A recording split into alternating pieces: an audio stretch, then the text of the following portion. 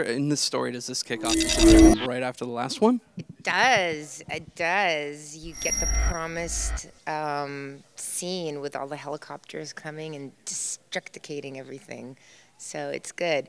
Picks up from there, which is kind of the only logical thing about the end of the last movie and the beginning of this one. And then it just takes off into so many different locations and set pieces and stunt sequences and like, wait a minute, how did that happen? So there's quite a lot of twists and turns to the plot of this movie, and the way the script runs is you're constantly wondering what's going to happen next because there's just no time to breathe and no time to think, but then everything is just happening and happening. And I can't really tell you much, but it's pretty cool. It's pretty exciting. So at this point, you've played Alice a bunch of times. How much collaboration do you have with the character in sort of building the story? You know, it's something that my husband is such a fan of the world and such a fan of the games, and you know, from the first script to this one, you know, he's always had a real strong vision of what he wanted a Resident Evil movie to look like. And I think, you know, every time, because of the great feedback we get from the fans, he's just wanted to make it bigger and better. And that doesn't always mean needing more money.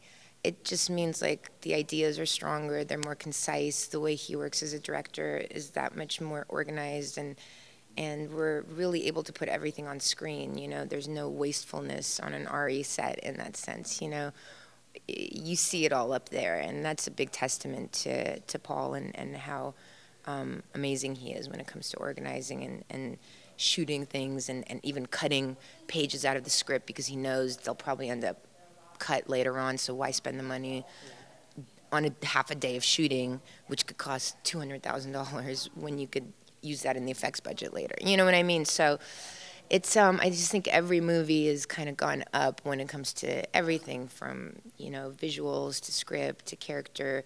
Alice also changes. I mean, she's just completely evolving like a regular person in a sense. It's almost now when I play her, it's just I know exactly what she would, I know how she would react to something. And it's fun now. Like, whereas before I felt a little bit, you know, like, oh, who is this character and how would she do? Like, now there's just a bit more of a relaxation about it. Like, she's actually got a sense of humor about certain things. And I mean, what else would she do if she wasn't fighting zombies now? Like, she couldn't just go and be a school teacher, I don't think. You know, so at some point she's got to have a bit of fun in this new world, you know? And it's nice to see that because I think the last few movies we've seen her, you know, be this loner and be kind of cut off from society and this kind of superhero, and now she's human again, and you feel that humanity, you know?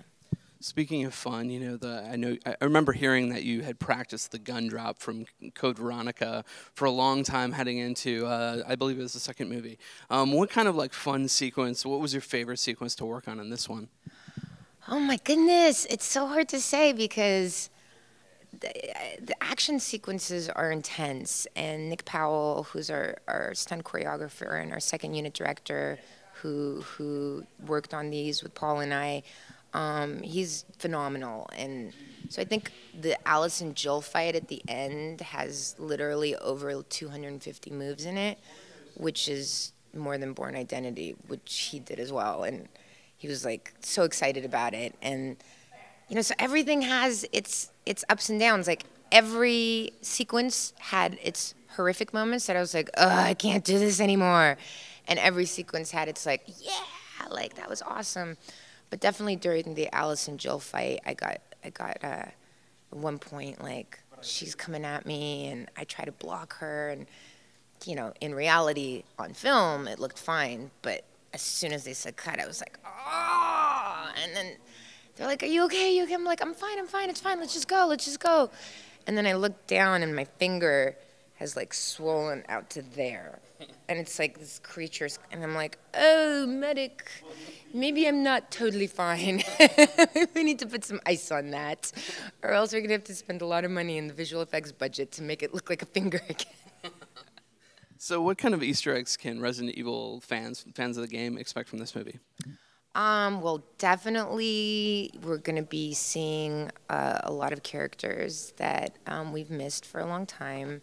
You're going to be seeing some great zombies, some great creatures from the game. There's new characters coming in from the games that are favorites with the fans.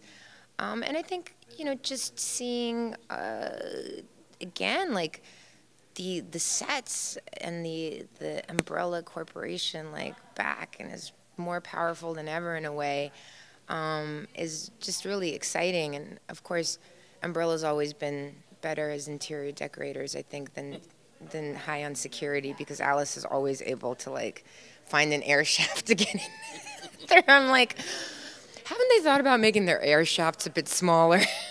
They know you're out there. I don't know. They like me. They always want me to come in and, murder Kate a few guards. It's like they want you to win. Well, they try their hardest. No, but they are really great interior decorators.